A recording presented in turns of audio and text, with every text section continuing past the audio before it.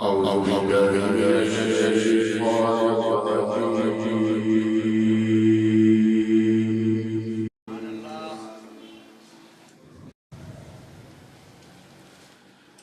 بسم الله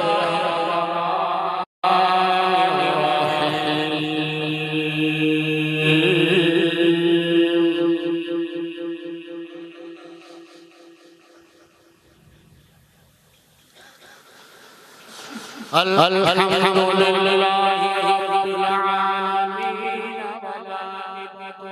والمتقين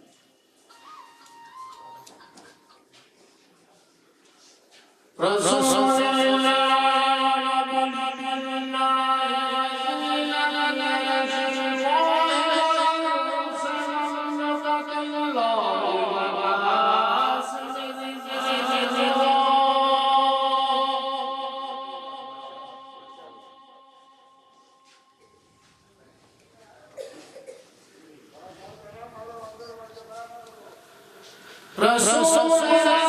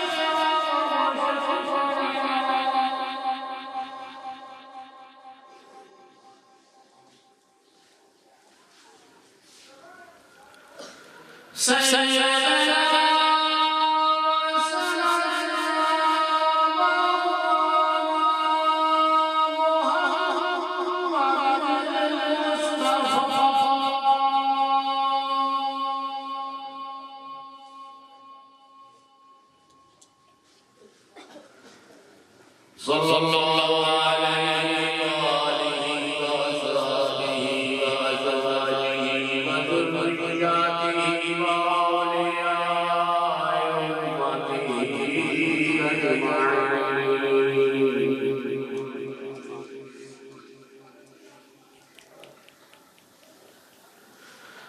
خصوصا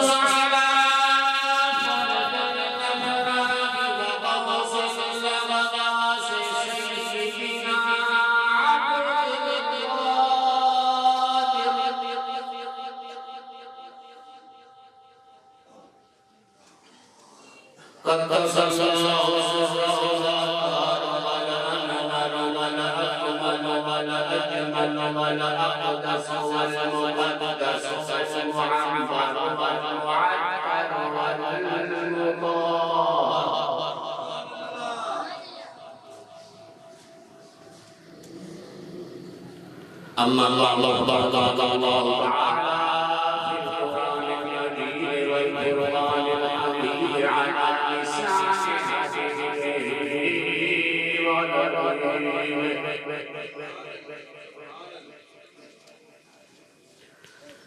بسم الله الرحمن الرحيم.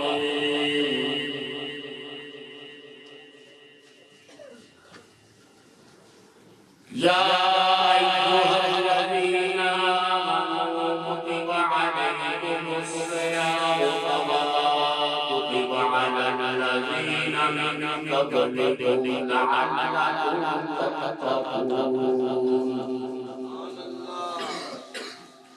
صدق الله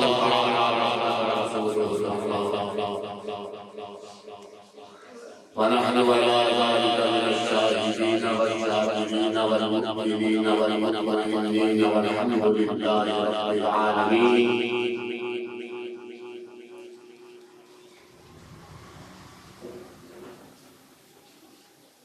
رسول پاک فاضل نور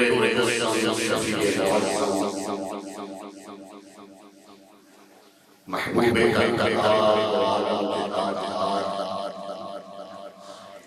احمد مصطفیٰ محمد مصطفیٰ علیہ تحیت والثناء کے دربار میں ذوق و شوق سے سلام پڑھے. الصلاۃ والسلام علیک یا سیدی یا رسول اللہ.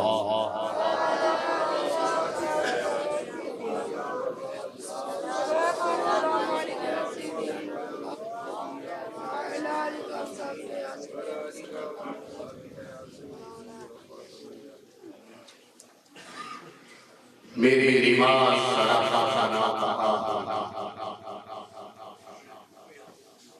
میری زکات تیرے عیش میں جدا ہونا، تیری صفات سے روزہ ہے متصف ہونا،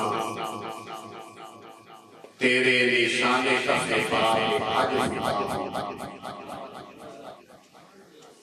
کلام و کلمہ تیرے ذکر میں ہے مہدیت،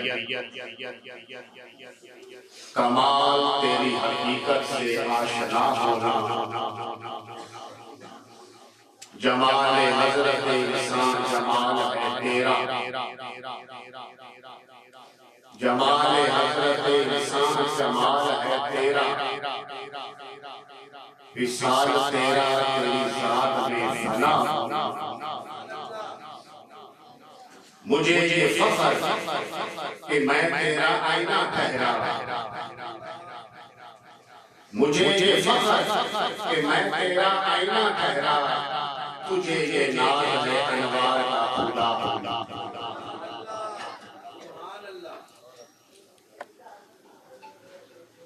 معزز سامعین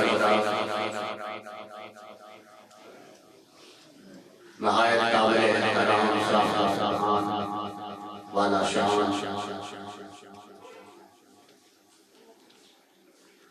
اللہ تبارک و تعالیٰ کا لاکھ احسان ہے کہ اس نے 1 سال کے بعد رحمت و بخشش کے اس مہینے کے فیوزات حاصل کرنے کی سعادت بخشی. ہمارے کتنے ہی بزرگ دوست احباب اور عزیز و اقارب جو پچھلے سال اس ماہ مقدس میں حیات تھے اور ہمارے پیاری پیاری پوری مجالس و محافظ کی زینت آج وہ ہمیں نظر نہیں آیا. کسے معلوم ہے کہ آئندہ سال ہمیں یہ مبارک اور مقدس مہینہ دیکھنا نصیب ہو یا نہ.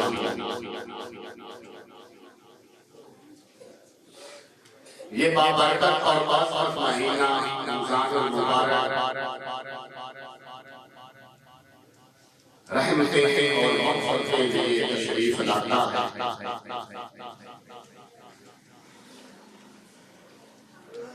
اس ماہ روح کے دامن میں اتنے مجاہدے اور اتنی روشنیاں کہ اگر ہم کوشش کریں تو ہمارے مان ان روشنیوں سے مالا مال ہو سکتے. اس ماہ روح کی ہر شام، ہر دن، ہر سحر اور ہر گھڑی برکتوں اور رحمتوں کا مزہ لیے جلوہ گر ہے. حضرت سلمان فارسی رضی اللہ تعالیٰ عنہ سے روایت ہے کہ شوال کے آخری دن حضور نبی کریم صلی اللہ علیہ وسلم نے ہمیں خطبہ ارشاد فرمایا کہ اے لوگوں، تمہارے اوپر عظیم اور بڑی ہی برکتوں والا مہینہ شروع ہونے والا ہے۔ اس کی ایک رات کی عبادت 1000 ماہ کی عبادت سے افضل ہے۔ اور اللہ تعالیٰ نے دن کے وقت اس کا روزہ فرض کر دیا ہے اور رات کا نفلی قیام مقرر کر دیا ہے۔ اور جو شخص اس ماہ میں نوافل ادا کرے گا اس کو فرض ادا کرنے کا اجر ملے گا، اور اگر فرض ادا کرے گا تو 70 فرائض کا ثواب ملے گا۔ میرے آقا نے فرمایا یہ مہینہ ایک دوسرے کے ساتھ ہمدردی کرنے کا مہینہ ہے۔ اس مہینے میں مومن کے رزق میں اضافہ کیا جاتا ہے، اور جو شخص اس مہینے میں کسی روزے دار کا روزہ افطار کرواتا ہے تو یہ اس کے تمام گناہوں کی بخشش کا باعث بن جاتا ہے اور اس کی گردن کو دوزخ سے آزاد کرا دیتا ہے، اور افطار کرانے والے کو اتنا ہی اجر ملتا ہے جتنا کہ روزے دار کو حاصل ہوتا ہے، اور اس روزے دار کے اجر میں کوئی کمی نہیں کی جاتی۔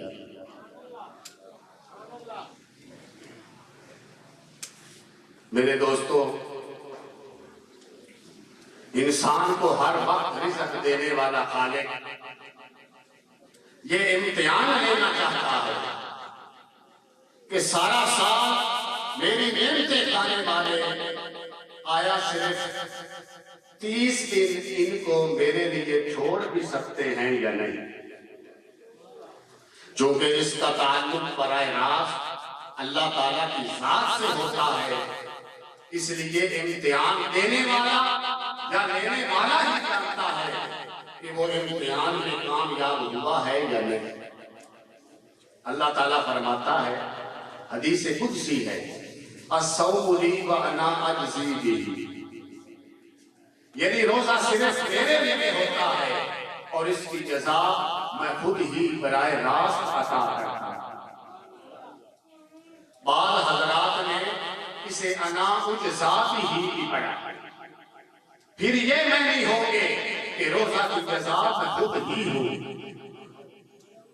یعنی روزہ دار یہ امتحان دے کر مجھے ہی پالے گا۔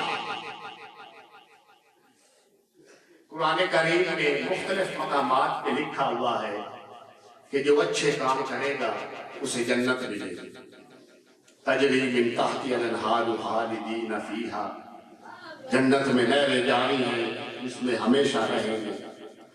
گویا کہ نیک اعمال کے نتیجے میں جنت حاصل ہوتی ہے۔ نماز، حج، زکوٰۃ، غربا کی امداد، بیماروں کی عیادت، مساکین کی خبرگیری وغیرہ تمام اعمال خیر سے جنت ملتی ہے، مگر روزہ وہ عبادت ہے جس سے جنت والا ملتا ہے، یعنی خود مالک حقیقی ہی مل جاتا ہے۔ وہ ایک دفعہ محمود غزنوی رحمت اللہ علیہ نے جواہرات اپنے جرنیلوں کے سامنے پھینکتے ہوئے فرمایا کہ چن لیجیے، اور خود آگے بڑھ گئے۔ تھوڑی دور جا کر واپس دیکھا تو ایاز گھوڑے پر سوار پیچھے آ رہا۔ پوچھا، ایاز یہ کیا تجھے موتی اور جواہرات نہیں چاہیے؟ ایاز نے عرض کیا، جو موتیوں کے طالب تھے وہ موتی چن رہے ہیں،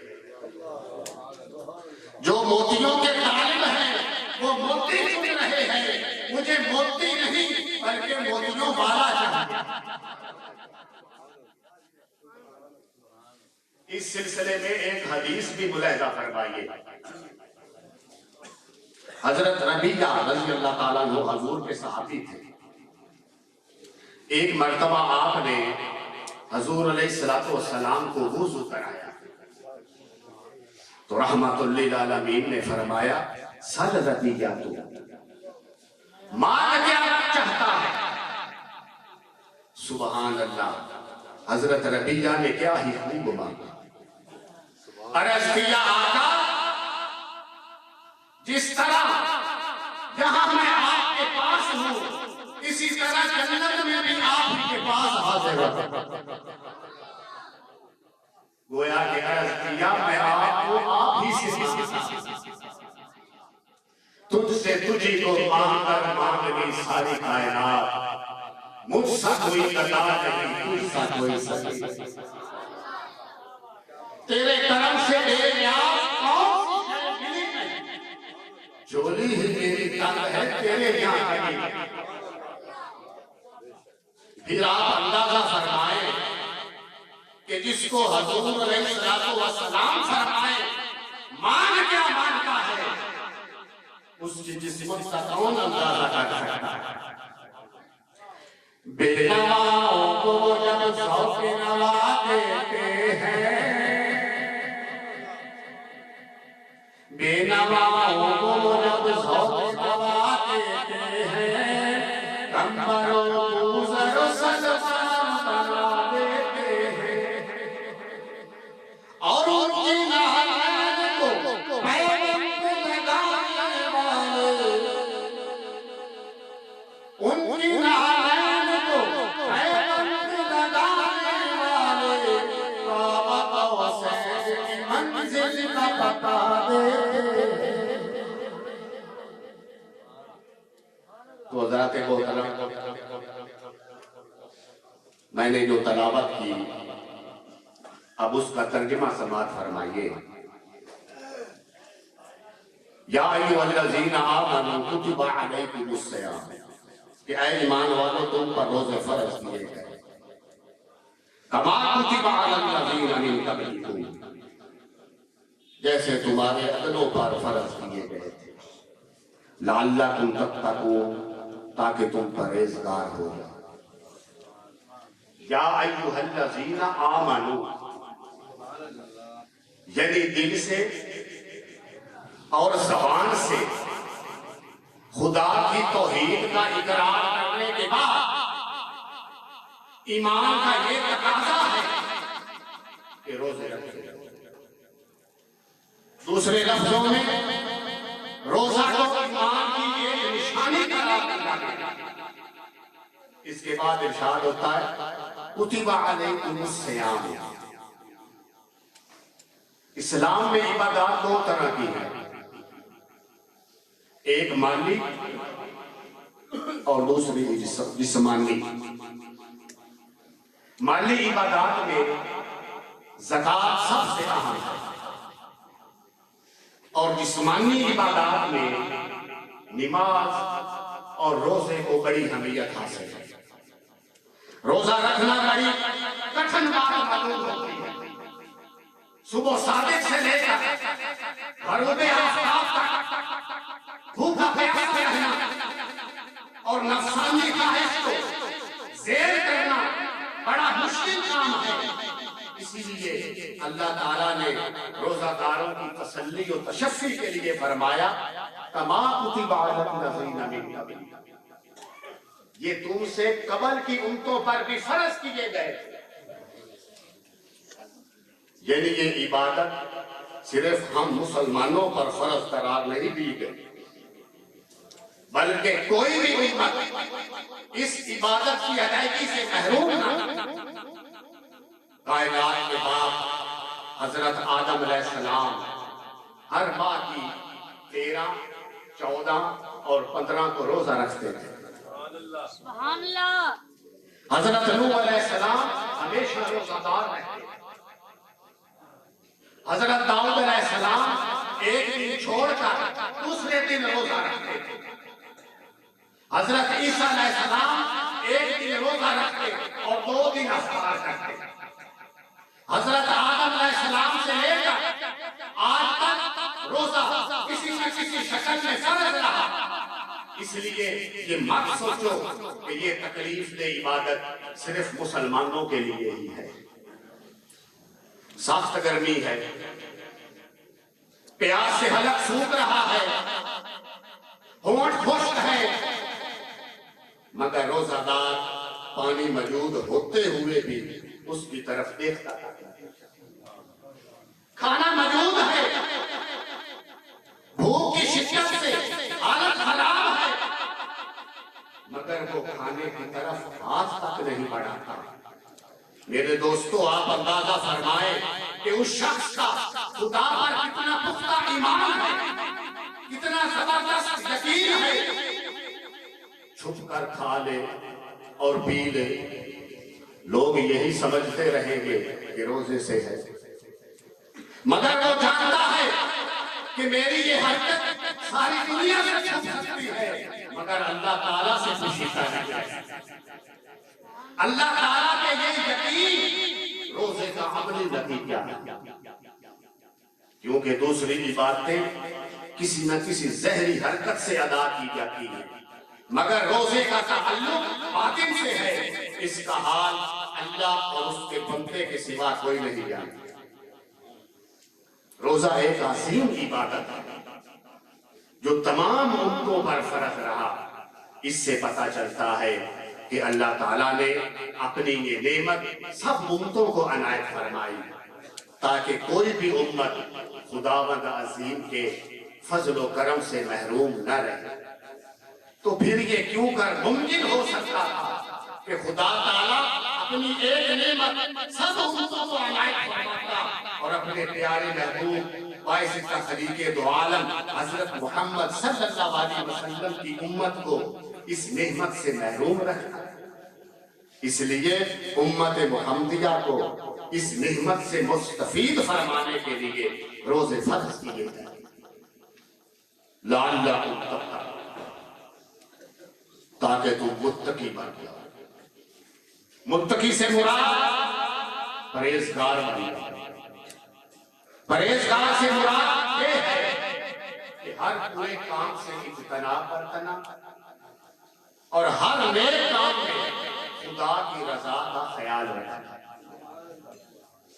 जब इंसान हर काम में खुदा की रजा का ख्याल रखना शुरू करता है तो फिर उसकी दुनिया के अमूर से दिलचस्पी खत्म हो जाती है और वो खुदा जाता है। और जो कोई खुदा का बन जाए तो फिर खुदा उसका बन जाता है, और जब खुदा किसी का बन जाए तो इंसान की निजात लाज़मी हो जाती है। और दुनिया जहां की तमाम नेमतें यानी सरहदी और अबदी नेमतें ऐसी ऐसी नेमतें जिनका जिक्र कभी न सुना हो, जिनको आंख ने कभी न देखा हो, हत्ता कि उनका ख्याल भी दिल में न गुजरा हो। तो हज़रात मोहतरम, रोजा रखने से भूखा प्यासा रहना पड़ता है, जिसकी वजह से नफ्स हमारा मखलूब हो जाता है। क्योंकि रोजा की हालत में भूखा प्यासा रहना पड़ता है और भूखा प्यासा रहने से बदन में कमजोरी आ जाती है और सब आज़ाद सुस्त हो जाते हैं। हर बुरा और नाजायज फेल करने से कबल ये एहसास होता है कि मेरा रोजा है, लिहाजा मुझे इस बुरे काम से बाज रहना चाहिए।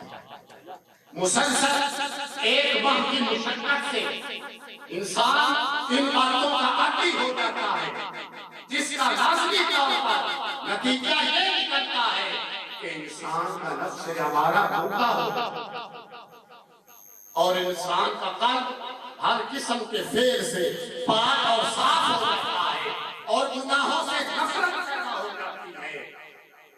गुनाहों से किसी नफरत का नाम तकवा और परहेजगारी है।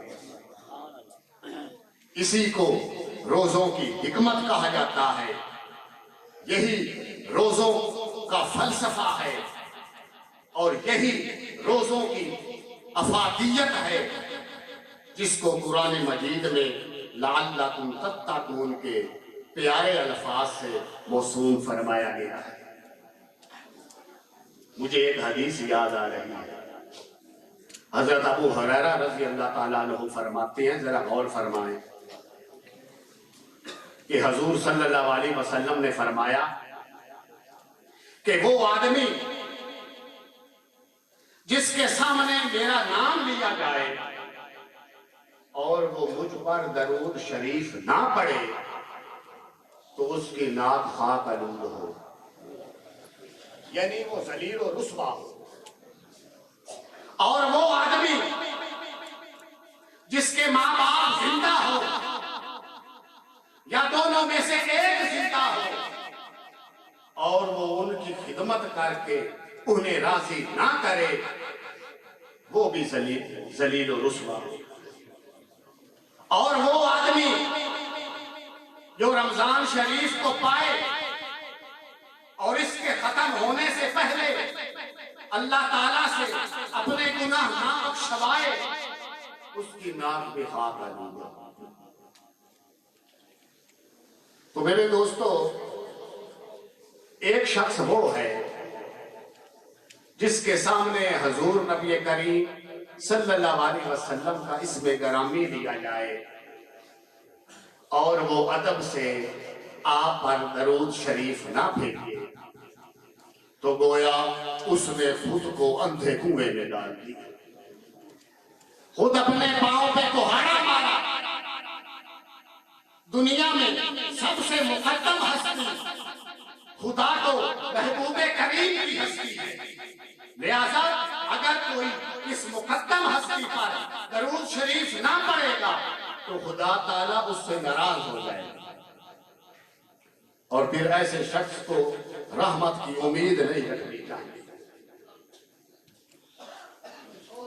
ایک حدیث میں ایسے شخص کو بخیل اور شکی القلب کہا گیا۔ ایک حدیث میں ہے کہ ایسا بخیل اور شکی القلب انسان حضور کی زیارت سے محروم رہتا ہے۔ بعض علماء کرام نے آپ کے نام اقدس پر درود شریف پڑھنا واجب قرار دیا ہے، خواہ نام نامی 1000 مرتبہ ہی کیوں نہ لیا۔ ذرا غور فرمائیں، ایک ہے ذکر خدا کا اور ایک ہے ذکر مصطفیٰ کا۔ خدا کا ذکر مصطفیٰ کے ذکر سے جدا نہیں، اور مصطفیٰ کا ذکر خدا کے ذکر سے جدا نہیں، بلکہ خدا مصطفیٰ سے جدا نہیں اور مصطفیٰ خدا سے جدا نہیں۔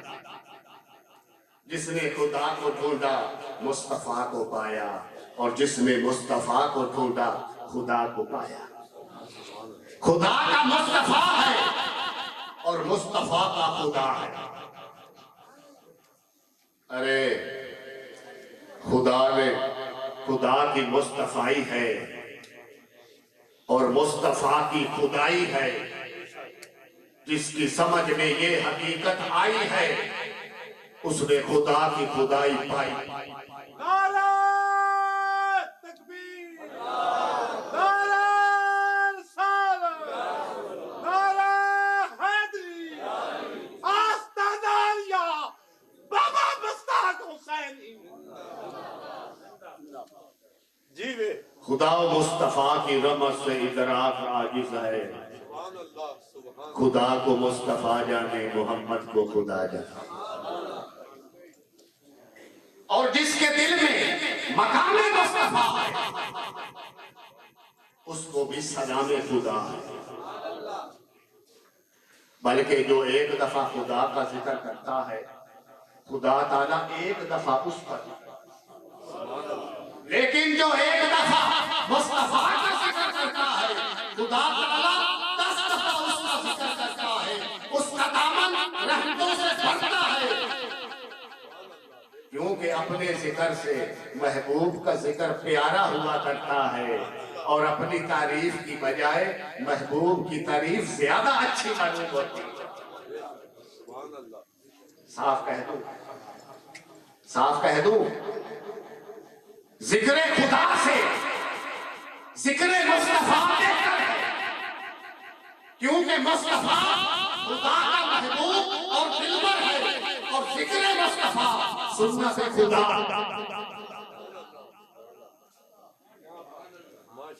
یہی خدا تعالیٰ کا کام ہے، اور اسی وجہ سے فرشتوں کا نیک انجام ہے۔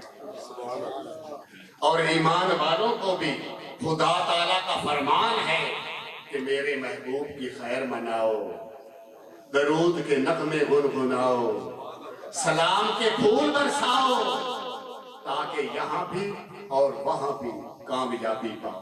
نعرہ تکبیر، نعرہ رسالت، نعرہ حیدری، بہاروں پھول برساؤ، جیوے بہاروں پھول برساؤ۔ میرے دوستو، اگر قرآن پاک کی بغور و خوض تلاوت کی جائے اور احادیث نبویہ کو پڑھا جائے تو یہ بات سامنے آتی ہے کہ کائنات کے سارے کا سارا نظام، ممکنات کا انتظام، موجودات کا انسلام و اہتمام ذات پاک نے فرشتوں کے سپرد فرما رکھا ہے، اور ان کو اپنی منشا کے متحد عمل پیرا رکھا ہے۔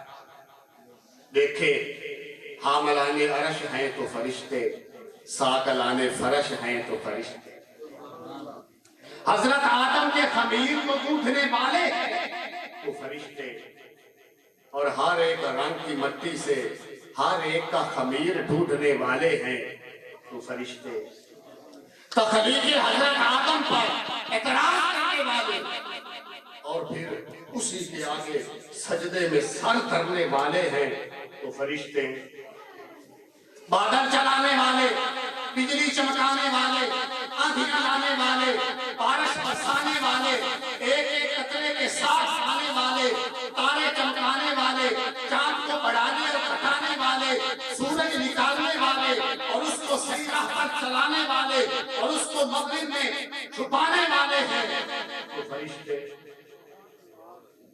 رحم میں صورتیں بنانے والے، اور رحم ہی میں سعید او شقی، نیک بخت ہے یا بد بخت ہے کہ پیشانی میں مور لگانے والے، نیک یا برے اعمال لکھنے والے، مصائب و علام سے بچانے والے، نیکی کی راہ دکھانے والے، جہاں تک کہ ذرہ ذرہ کا حساب فرمانے والے ہیں۔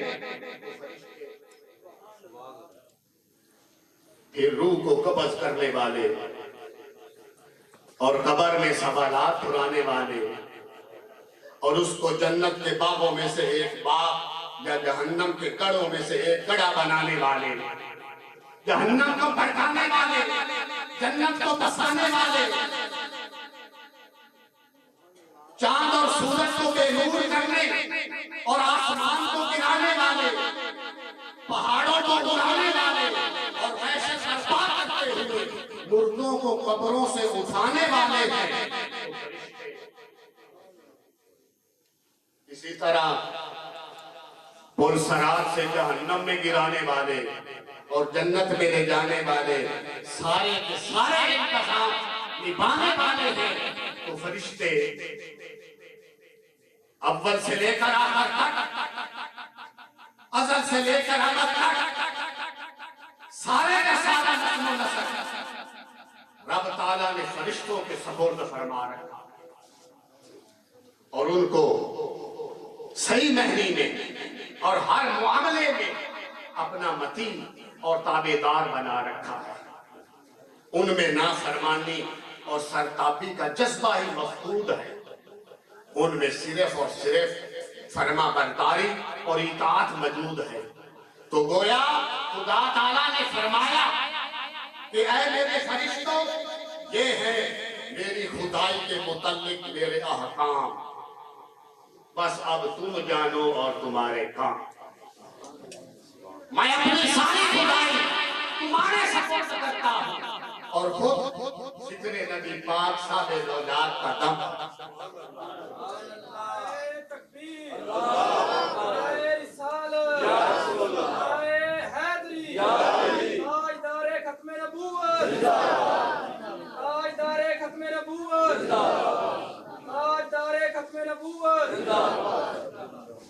تو میرے دوستو، جب حضور پر نور کی ذات ستودہ صفات پر صلاۃ و سلام پڑھنا یعنی ذکر مصطفیٰ کرنا خدا تعالیٰ کا فعل اور سنت ہے، اور یہ مسلمہ حقیقت ہے کہ خدا تعالیٰ کی ذات قدیم ہے، اور اس کا حضور پاک پر صلاۃ و سلام پڑھنا بھی قدیم ہے، یعنی جب سے خدا ہے تب سے ذکر مصطفیٰ ہے۔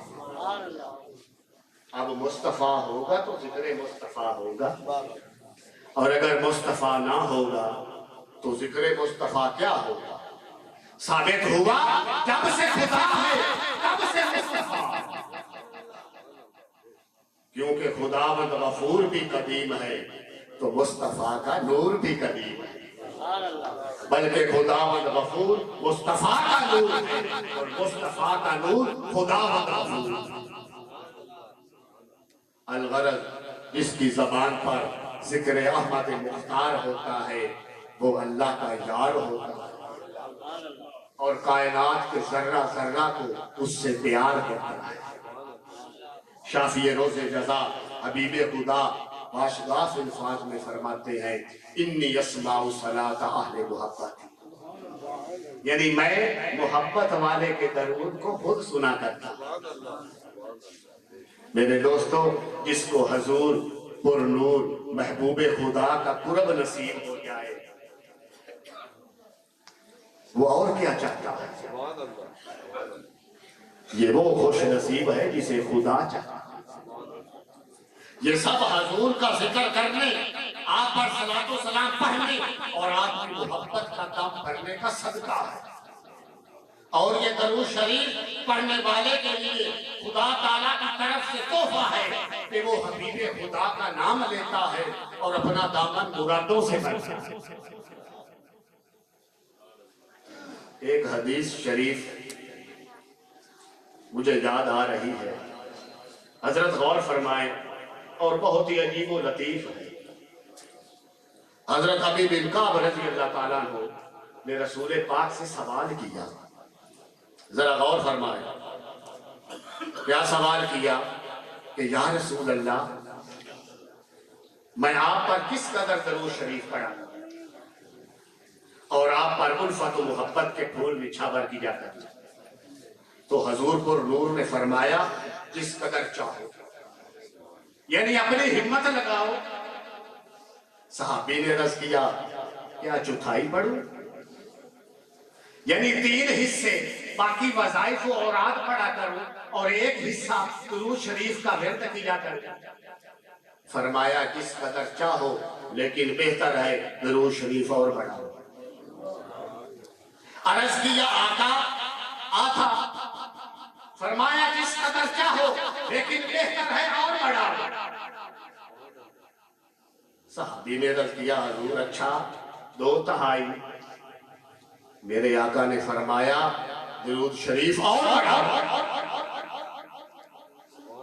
تو عرض کیا آقا کل درود شریف ہی پڑھا کروں گا، دوسرے وظیفوں اور دعاؤں کی بجائے آپ پر صلاۃ و سلام ہی پڑھا کروں گا، آپ کے نام کی تسبیح پھیرا کروں گا۔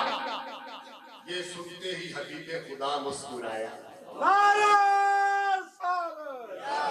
اور فرمایا تو یہ درود شریف تمہارے سارے رنج و غم ہٹا دے گا اور تمہارے گناہوں کو مٹا دے گا۔ اس حدیث شریف سے معلوم ہوا کہ حضور پاک صاحب اولاد چاہتے ہیں کہ ہم زیادہ سے زیادہ درود شریف پڑھا کریں، بلکہ اس حالت میں مرے کہ ہماری زبان پر حبیب رحمان کا نام ہو۔ اور یہ بھی معلوم ہوا کہ باقی اوراد و نوافل اور وظائف اور دعاؤں سے درود شریف افضل ہے اور ہر لحاظ سے کامل اور اکمل ہے، کیونکہ فعل خدا ہے، اور ہماری دعائیں بھی قبول نہیں ہوتی جب تک درود شریف شامل نہ ہو۔ وہ حضرت عبداللہ بن مسعود فرماتے ہیں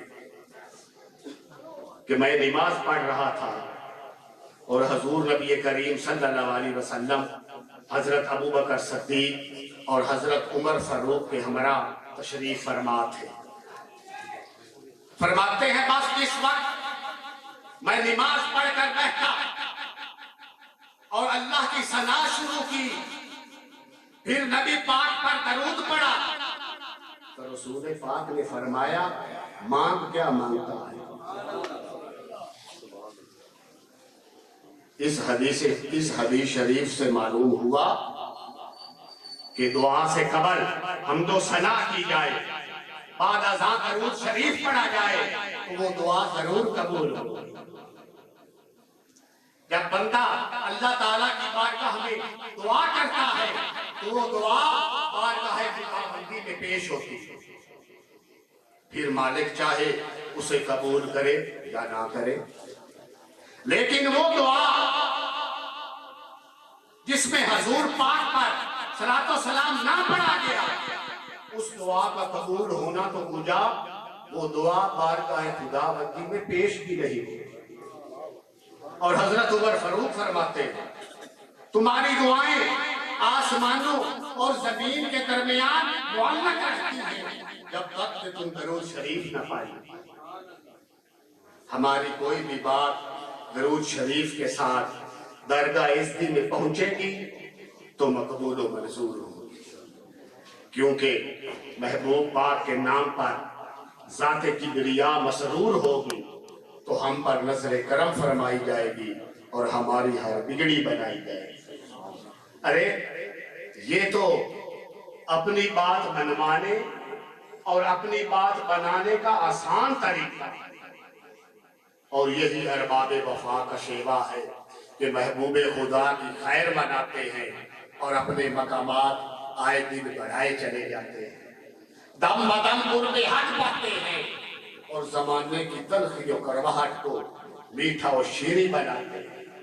ان کی زبان پر جانے جانا کا نام ہوتا ہے اور ان کو ہر حال میں اطمینان و سکون اور آرام ہوتا ہے۔ تو میرے دوستو وقت مختصر ہے، تو میرے آقا نے فرمایا دوسرا شخص وہ ہے جس کی زندگی میں اس کے والدین ضعیف ہو جائیں اور وہ ان کی خدمت نہ کرے، ایسے شخص پر خداوندی عذاب لازم ہو جاتا ہے۔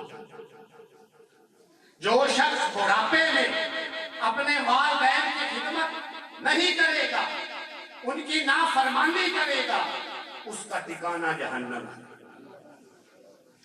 ایک مرتبہ دربار رسالت میں ایک صحابی نے عرض کیا یا رسول اللہ والدین کا مجھ پہ کیا حق ہے؟ تو میرے آقا نے فرمایا اگر تو ان کی فرما برداری کرے گا، ان کا کہنا مانے گا تو وہ تیرے لیے جنت ہے، یعنی اس کے بدلے میں تجھے جنت بھی دے، اور اگر تو نے ان کی فرما برداری نہ کی تو وہ تیرے لیے جہنم ہے، یعنی اس کے بدلے میں تجھے جہنم بھی دے۔ تو حضرات محترم، والدین کی ناراضگی باعث جہنم اور رضامندی باعث جنت ہے۔ ایک حدیث ہے کہ فرما بردار بیٹا جب محبت کی نگاہ سے اپنے والدین کی طرف دیکھتا ہے تو اللہ تعالیٰ اس کو ایک مقبول حج کا ثواب عطا فرماتا ہے، یعنی والدین کے چہرے پہ محبت بھری نگاہ ڈالنا بھی افضل ترین عبادت ہے۔ ایک مرتبہ ایک صحابی نے عرض کیا یا رسول اللہ میں جہاد میں شرکت کرنا چاہتا ہوں۔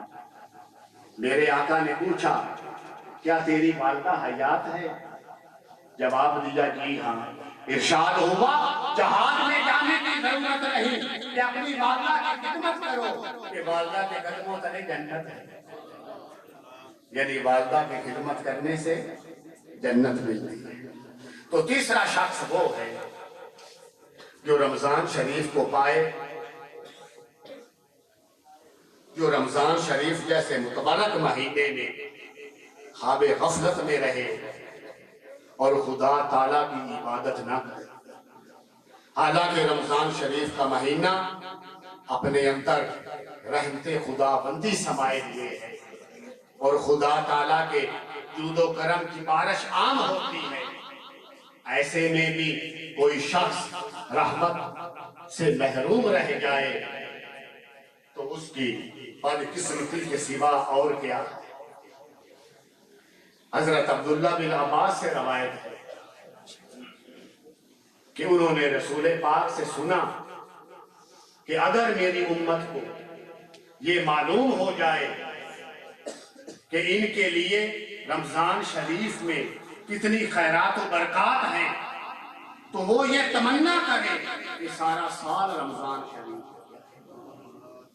کیونکہ اس ماہ مقدس میں تمام نیکیاں جمع کی جاتی ہیں اور اطاعت ہوتی ہے، دعائیں قبول اور گناہ بخش دیے جاتے ہیں اور جنت روزہ داروں کی مشتاق ہوتی ہے۔ آخر میں دعا ہے اللہ تعالیٰ سب مسلمانوں کو ایسا روزہ رکھنے کی توفیق عطا فرمائے جو اس کی رضا اور خوشنودی کا باعث ہو۔